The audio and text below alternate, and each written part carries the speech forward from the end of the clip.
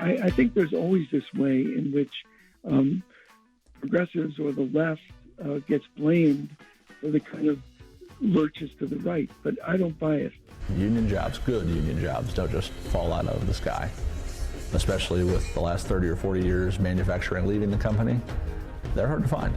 In some of our school districts, one school district, they have 300 different donations or contributions or payments that they can make to outside organizations. The only one now that's prohibited by law to even be negotiated is your right to choose, to freely choose to pay your union dues through the safest, most secure, most convenient way possible. It's more important than ever that we understand what it means to evaluate a resource, to know where information is coming from, to know who's funding that information, to know what their biases might be, and to be able to evaluate that. I wasn't at all sure we'd be able to partner with them because we needed narrative to commit to a lot of things and to guarantee a level of safety for our members that I thought that they might find challenging. And surprisingly and wonderfully, they agreed to every condition that we put to them. Hey, you're listening to the Labor Radio Podcast Weekly, produced by the Labor Radio Podcast Network, laborradionetwork.org. I'm Chris Garlock. On today's show, Bill Ayers talks with What's Going On Labor Mondays about the Democratic National Convention in Chicago back in 1968 and this year. From Labor Radio on WORT, threatened job losses at Harley Davidson in Milwaukee. The Power at Work podcast explores Governor DeSantis' attacks on public employees in Florida. Keeping teachers ahead on the AI curve. That's on AFT's Union Talk podcast. And in our final segment, SAG-AFTRA recently secured a new agreement that marks a significant milestone in the union's ongoing efforts to protect performers in the age of artificial intelligence. The SAG-AFTRA podcast explains. That's all ahead on this week's edition of the Labor Radio Podcast Weekly. But first, a reminder that you can show off your support for the Labor Radio Podcast Network by wearing a cool Union Network t-shirt. Order yours now at laborradionetwork.org. Let's start off today's show with Harold's Shows You Should Know, a quick peek at some of the shows we weren't able to get into today's weekly but are definitely worth a listen. Here's Harold.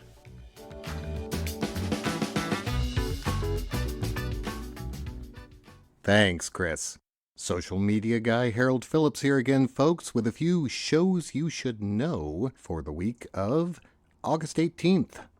Dan, John, and Lena look at the NLRB finally intervening in the Pittsburgh Post-Gazette strike, SkyWest's company union, Cornell workers going on strike, and more on work stoppage.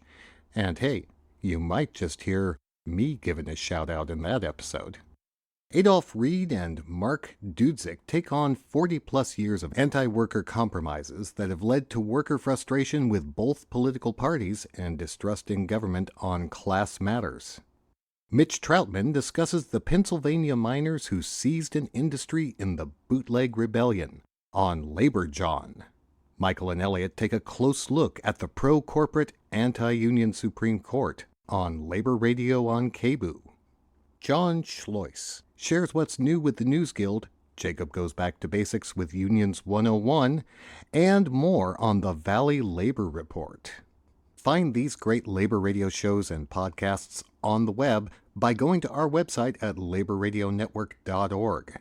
And if you want to know about the latest episodes of labor radio shows and podcasts, follow us on Twitter, Instagram, and Facebook at Labor Radio Net.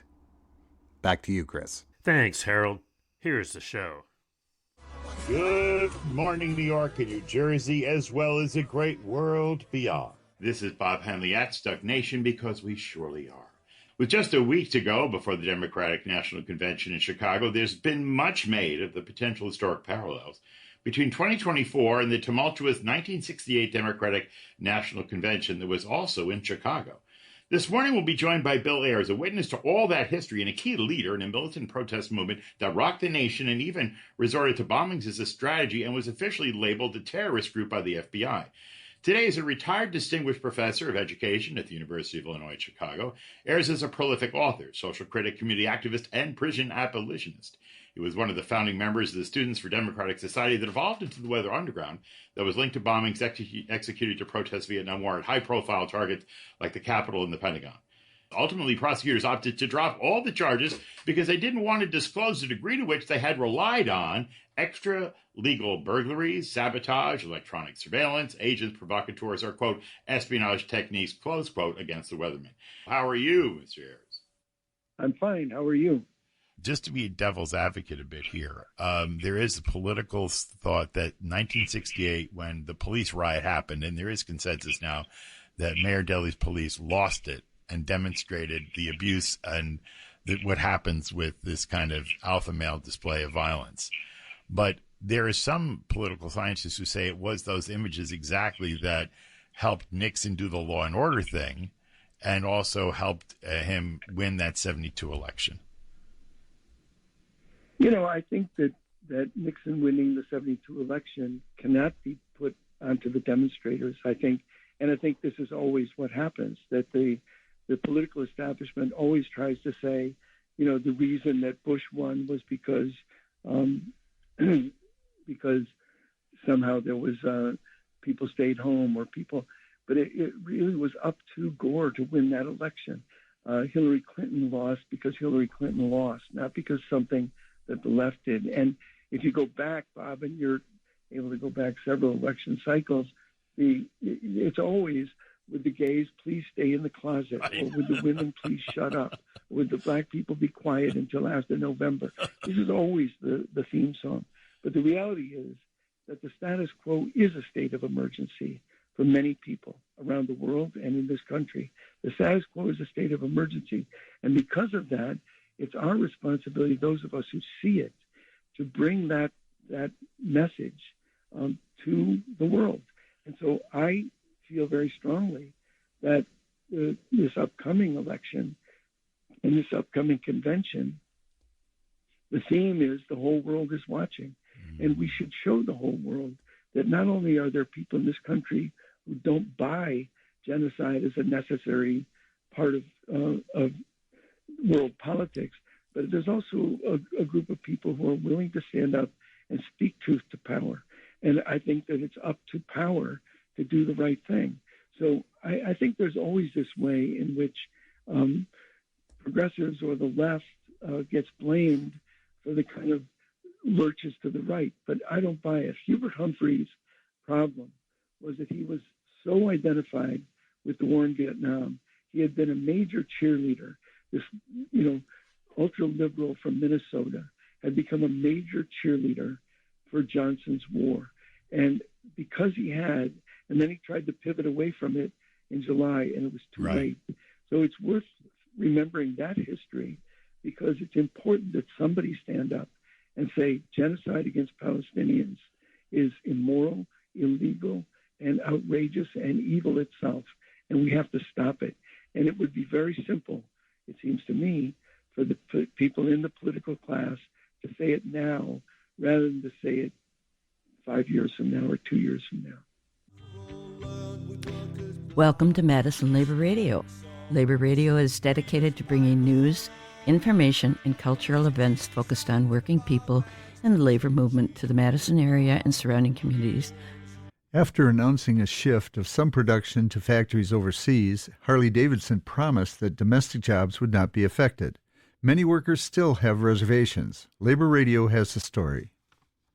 In an all-too-common refrain, motorcycle manufacturer Harley Davidson announced late last week that it was shifting domestic production of a series of its auxiliary bike models to factories located in Thailand.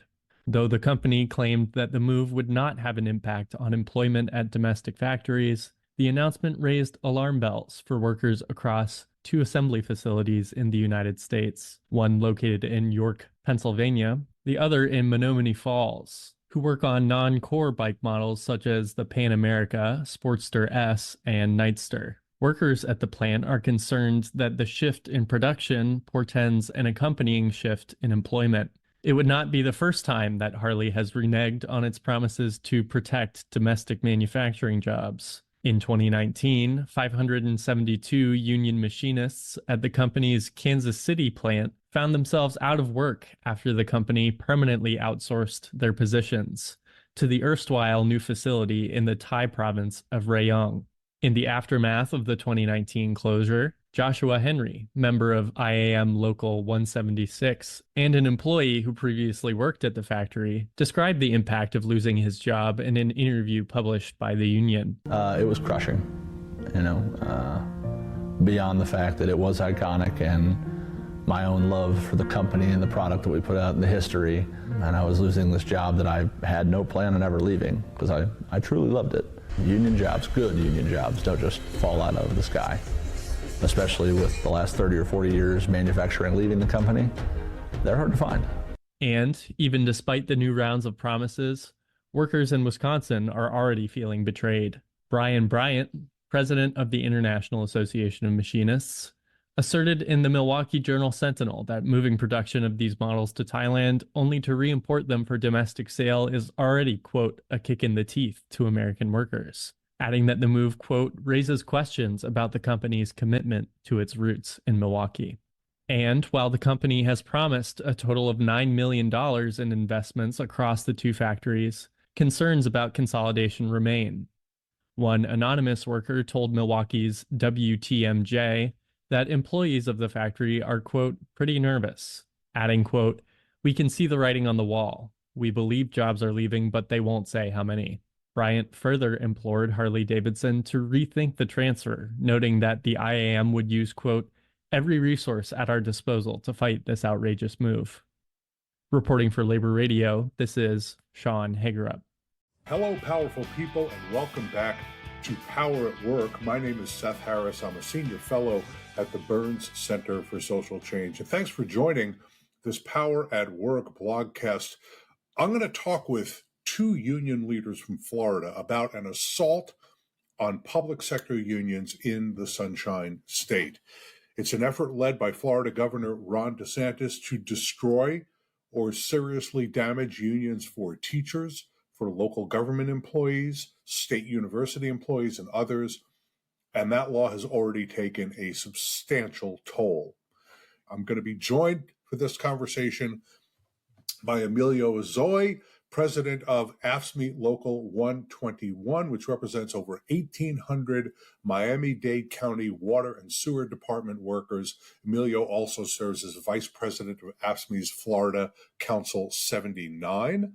Along with Emilio, we'll talk with Andrew Spar. Andrew's the president of the Florida Education Association, the union of Florida's teachers. He's also a vice president of the American Federation of... So, as I understand it, and I want you to correct me if I get this wrong, SB 256, which is now law in Florida, requires three principal things that are designed to undermine public sector unions. There are other provisions, but these three seem like the most important, although there are others that are also important. Correct. So first, everyone in public sector locals, even existing members, were required to sign a new and different union authorization card, which includes some anti-union language, right? Okay, so that was first. Second, and this I think may be the most important one, 60% of the workers in a bargaining unit are required to be union members, full union members. If fewer than 60% of workers sign up to be union members, the union and its collective bargaining agreements would cease to exist over some period of time. And then third, as Emilio was just saying, the bill ended dues checkoff, which means that rather than the employer deducting dues from the employee's paycheck each week and sending it to the union like they do with health insurance premiums, like they do with contributions to United Way, like they do with taxes, tax withholding. With employers ending dues checkoff, the union now has to go out and collect that money individually from the members in whatever form they are able. So Andrew, help us to understand what's wrong with this bill? Why is it such a threat to the labor movement, at least the public sector part of the labor movement in Florida? So I want to start by saying it's a threat to working people. Not the union is how we come together to advocate. And so it's a threat to individuals' rights to come together to advocate for a better life. Let's start with that. I want to add one other thing. I want to correct one of the three things just slightly. Okay, please. If proof we don't hit 60%, then there's a trigger that goes into effect. It doesn't automatically decertify the union. You have to petition, like you didn't exist before, petition with 30% at least, 30% of the bargaining unit submitting a card, and then go through an election again for people to say they want to keep their union. And that's going to be important. Yeah. I'll talk about that in a little more detail in a second. But let me also say this. The Florida Education Association, which are all the public education unions in the state of Florida. We have over 130 locals and chapters in this state. We have not lost a single one. The governor wanted us to go away. We're not going away. And to what Emilio was saying, same thing, right? We prepared. We saw this coming. We prepared for it. But what is wrong with this law? Well, first of all, the safest way to pay union dues, and as Emilio talked out, you can donate talked a minute ago, you can donate to the United Way. You can donate in some of our school districts. One school district, they have 300 different donations or contributions or payments that they can make to outside organizations. The only one now that's prohibited by law to even be negotiated is your right to choose, to freely choose to pay your union dues through the safest, most secure, most convenient way possible, which is to say, I want my money, my paycheck, a portion of it to go to the union. You now have to take that money. You now have to sign up through different means. We use what we call e-dues, an electronic bank transfer to do that. Our members have done that. It's obviously more costly. So that means it's costing members more money because their union dues, the money they pay to operate their union, now has to go to complying with this law. Two, the other factor you mentioned was this state-mandated membership authorization form. And I want to be clear on this. Someone has to say now, I want to sign and be a member of the union. Always had to do that. You always had to give authorization. You always had the right to reject that in Florida, a right to work for less state. They now have to give us their bank information, connect it so they can pay their dues. And the state's saying that's not sufficient enough. You must complete a state mandated form. Nobody else has to do this. If you're a business and you join the Chamber of Commerce, you don't have to get permission from the state. But essentially, if you're a union member in the public sector in the state of Florida, except for police and fire and corrections in those groups, let's point that out, you have to now essentially fill out a form to the state that says, yes, I really do want to be a member of the union. And it's a form designed by the state that you pointed out includes language that says you don't have to be a member, and anti-union messaging. So that's problematic as well. And so we will see you back here on Power at Work again very, very soon. Welcome to Union Talk. I'm Randy Weingarten. Welcome to Union Talk for what I hope will be another amazing episode with two amazing guests talking about an amazing educational experience we all had. Yes, I know I used the word amazing 3 times in one sentence, but that's how I feel today about how we try to harness both the potential and fight the perils of artificial intelligence. And I'm with 2 fantastic leaders. I'm going to introduce them first, and then I'm going to talk about AI. 2 fantastic AFT vice presidents who are fantastic state leaders in their own right. Mosa Cropper, who is the president of our Ohio State organization, and Jeff Friedis, who is the president of our California state organization. And one is called CFT, the California Federation of Teachers, and the other is called OFT, the Ohio Federation of Teachers. And Jeff was a secondary math teacher and high school basketball coach we now have a partnership with Microsoft, and we did a joint symposium this week with Microsoft on how unions and teachers can be really, really, really involved in the development of these tools. You, Jeff, were starting to talk about equity and the huge inequalities we see because of the digital divide already. I'd love you to talk about that one and what you saw and your thoughts. And Melissa, I'd love you to talk about the issue that you raised during the symposium itself and something that you are uniquely suited to as a librarian and media specialist. This whole issue of how do we teach media literacy? How do we teach fluency on this? What resources do we need? So Jeff first on equity, and then Melissa on fluency and media literacy. Absolutely. First, as we saw during COVID in the Zooming years, equity is underrepresented communities had less Wi-Fi, internet connectivity. They had less technology at home. They had less access to the technology that other students, more wealthier students, were able to access during this period of time. And we need to make sure that the access to what we're providing for students is for everybody. So that's one of the equity parts of it. And the fairness parts of it is to make sure that the resources are available for all students. And there are many ways that you could address this and attack this, providing the resources as well as making sure that every home that has a student in it has access to the internet and high bandwidth access. The other part of it is being careful that we don't oversubscribe a particular community or student population because it's easier to teach them in a certain way. And I have seen that with technology in the past. We've replaced thoughtful enhancement with technology with just replacement with technology. And we need to make sure that they don't overdo that. When we look at it, I've seen it with special ed placement on students. You've seen it with rote memorization for students that haven't achieved a certain level and trying to get up to a certain level, shortchanging and reducing their curriculum. We need to make sure that this technology doesn't do that to the underrepresented students as well. So there's two aspects to it, the access as well as not overusing and making sure that it's equitable throughout all the student communities. Thank you, Jeff. Melissa. Yes, so as you mentioned, I was a library media specialist for the first part of my career. And unfortunately, that's a position that we've seen disappearing in a lot of our districts. And as a library media specialist, what we have always done is teach information literacy.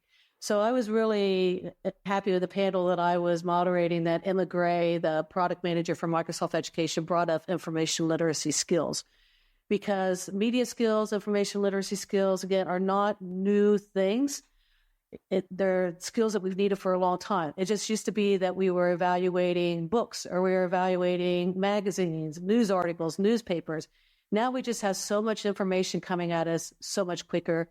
And with AI, we have artificial intelligence bringing all these resources together and giving them to us very quickly. So it's more important than ever that we are teaching our students, as well as ourselves, as consumers of information ourselves, as adults and teachers. It's more important than ever that we understand what it means to evaluate a resource, to know where information is coming from, to know who's funding that information, to know what their biases might be, and to be able to evaluate that. Thank you, Melissa, and thank you, Jeff, and to everyone who is listening to this episode of Union Talk. We will be doing more and more and more in terms of AI over the course of the next several months. Thank you, everybody, and thank you to our listeners.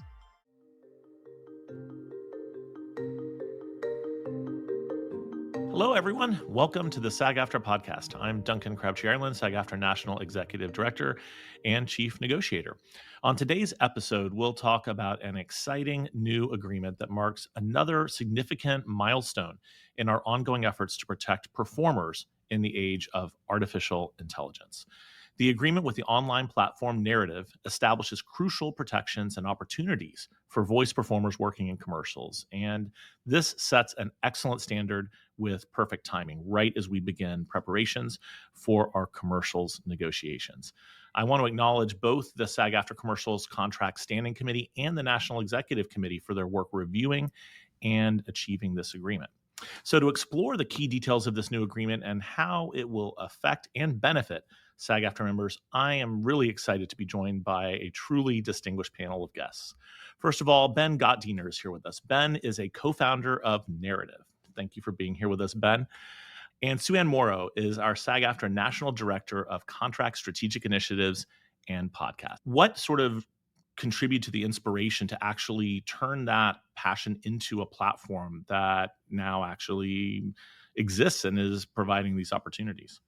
Yeah, so definitely a few things here. One is that love of audio and stories that I mentioned earlier. The second is meeting Ropolis, who's the perfect person to help me make this idea work. And the last is that back in the spring of 2022, I was looking into the AI space broadly, going through this thought exercise with Ropolis to examine how different technology trends might affect or shape various industries on a go-forward basis. And we stumbled across this groundbreaking open source text-to-speech model in our research. And it was the first one that allowed for really rapid voice cloning. I mean, we're talking 60 seconds of input audio is all that was required, while retaining voice fidelity and quality. So again, this is 2 years ago. I saw how good this model was. And then while digging deeper, I saw that one of my favorite audiobook narrators had his voice cloned and in the example outputs. And so at that moment, I kind of knew that models were going to impact the way that media was created.